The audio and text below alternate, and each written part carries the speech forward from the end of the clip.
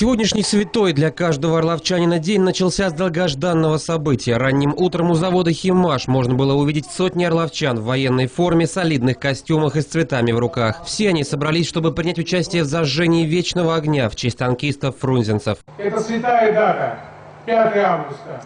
И сегодня мы с вами находимся в одном из святых мест города Орла, в сквере, где у нас не горел долгое время вечный огонь. И это мы сегодня устраним.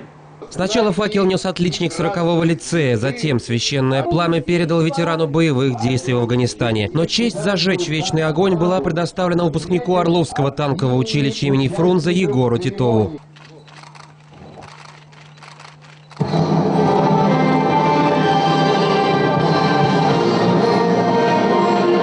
Здесь в свое время располагалось бронетанковое училище имени Фрунзе. Отсюда уходили 6500 командиров. Здесь воспитали 100 героев Советского Союза, поэтому это очень важное и знаковое место для нашего города. Мемориал был практически заброшен. Сегодня он предстал перед жителями города практически в неузнаваемом виде. Стоя на этом святом месте, каждый присутствующий думал о том, что победа добывалась всем миром, а в борьбе против фашизма были задействованы все национальности нашей страны. Здесь, в Орле, погибло очень много людей разных национальностей, и это общая история, и каждый гражданин этой страны обязан чтить память людей, которые защищали или освобождали город Орел.